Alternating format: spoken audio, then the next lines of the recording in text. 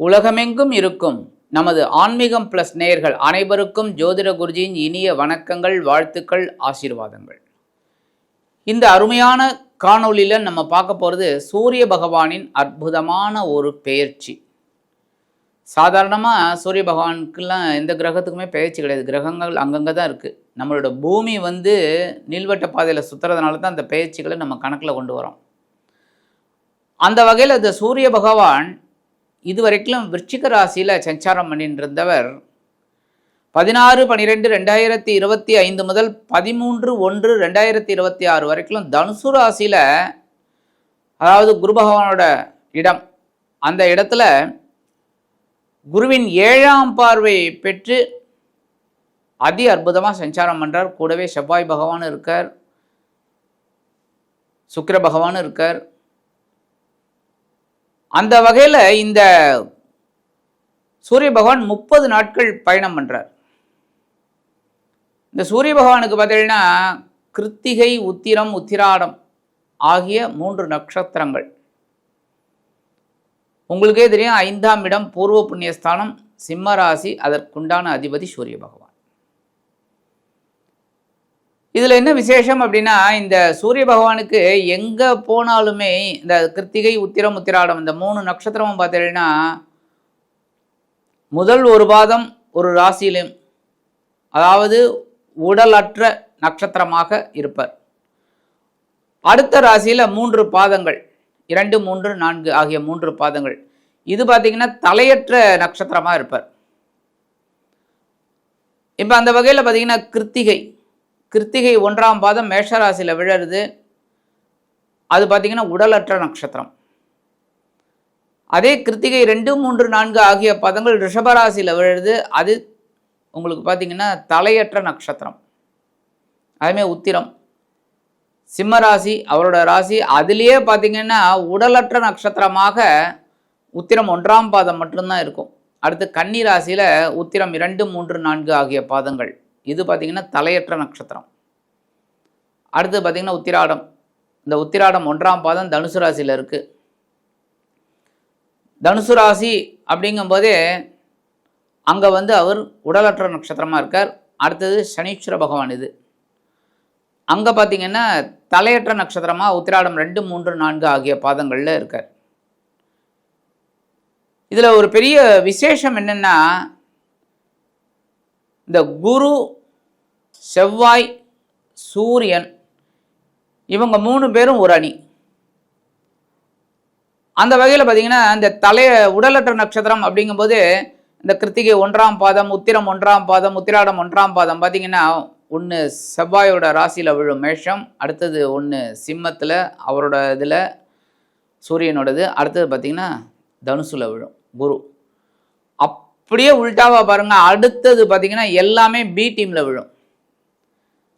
ரிஷபராசி சுக்கிரன், கன்னிராசி புதன், மகர ராசி சனி, இவங்க 3 பேரும் பி டீம். அந்த வகையில் விழும். அதான் இதில் என்ன தாத்பரியம் அப்படின்னா, உலகம் சமநிலையில் இருக்கணும் அப்படின்னு சொல்லி. ஏ டீம் பி டீம் அப்படி இருந்தாலும் நவகிரகங்கள் தான். அதுக்காகத்தான் இந்த தாத்பரியம். அந்த வகையில் இந்த சூரிய பகவான் தனுசு ராசியில் அதி அற்புதமாக குருவோட இடத்துல, குருவோட 7ஆம் பார்வையும் வாங்கிட்டு சஞ்சாரம் பண்ணுறது ரொம்ப அற்புதம். 16/12/2025 முதல் 27/12/2025 வரைக்கும் கேது பகவானின் மூல நட்சத்திரத்தில் சஞ்சாரம் பண்ணுறார். மூலத்தில்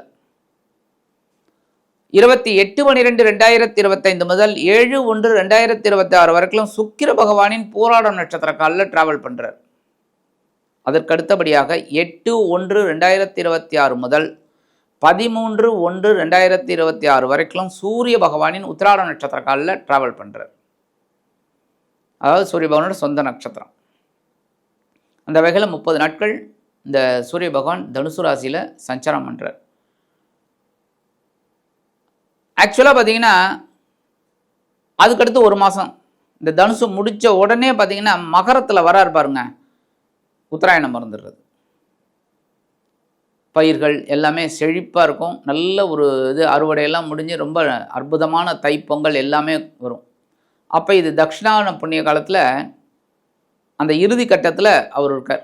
யார்? சூரிய பகவான். தட்சிணாயனம் முடிஞ்சு உத்தராயணம் ஆரம்பிக்கிறது மகரத்தில் வரும்போது. ஆக இந்த சூரிய பகவான் தனுசு ராசியில் இருக்கும்போது பார்த்திங்கன்னா உலகத்தில் க்ஷேமம் இருக்கிறது அதிகம். அதுமாதிரி இந்த கோவில் திருப்பணிகள், அந்த குடமுழுக்கு, இதெல்லாம் வந்து இந்த கும்பாபிஷேகம்லாம் நிறைய நடக்கும். ஆன்மீகம் தழைத்தோங்கும். அதுமாரி பாரத தேசத்தில் இந்த போட்டி பொறாமைகள் இதெல்லாம் குறையும். தங்கம் விலை கண்டிப்பாக ஸ்டெப் பை ஸ்டெப் ஏறும்.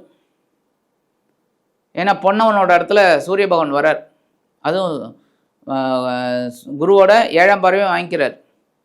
ஸோ சிவராஜ யோகம், குருவும் சூரியனும் சேர்ந்தாலே சிவராஜ யோகம். அதே மாதிரி பார்த்தாலும் சிவராஜ யோகம். அப்போ இந்த சிவராஜ யோகம் யாருக்கெல்லாம் நல்லபடியாக இருக்கும்? ஏன்னா எல்லா இடத்துலையும் எல்லாருக்கும் 12 மாதமும் அப்படின்னு சொல்ல முடியாது. ஆனால் குருவோட பார்வை வாங்குறதுனால ஓரளவுக்கு எல்லாருக்குமே ஒரு சுபிக்ஷமான போக்கு கண்டிப்பாக இருக்குங்க.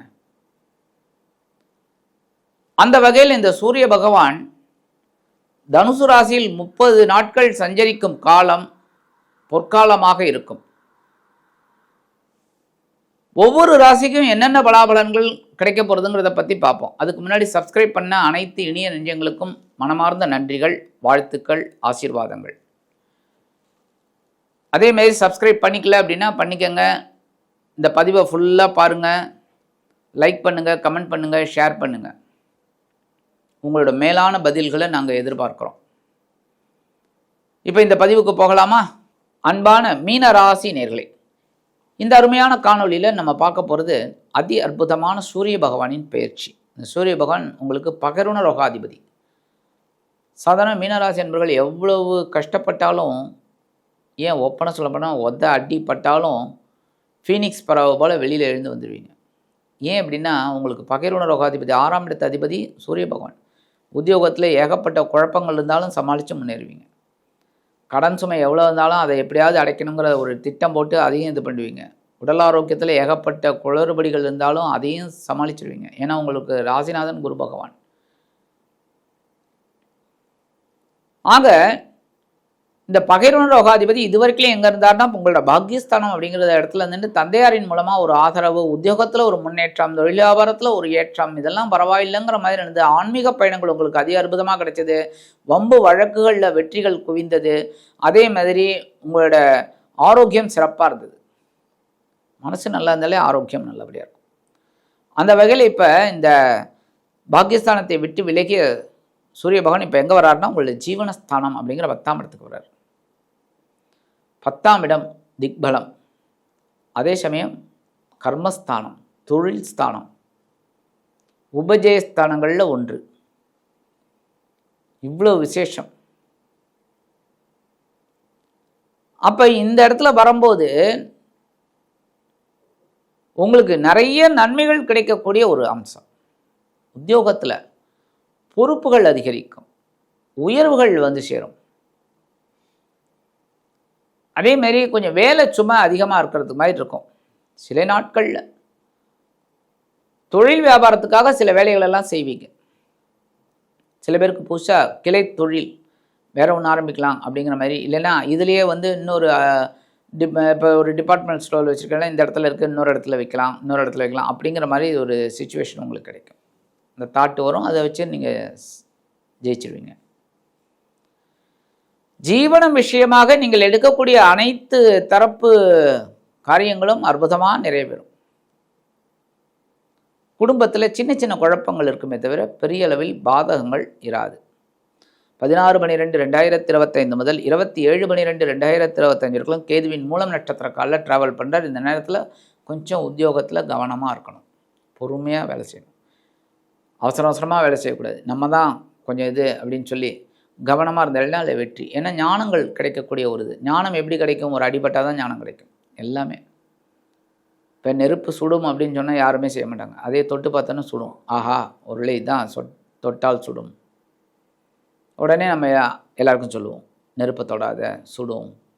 ஏன்னா நீங்கள் அதை பட்டீங்க. அது மாதிரி ஞானக்காரகன் ஞானத்தை கொடுப்பார். அதனால தான் நம்ம கவனமாக ஒவ்வொரு விஷயத்துலையும் தெளிவாக இருக்கணும்.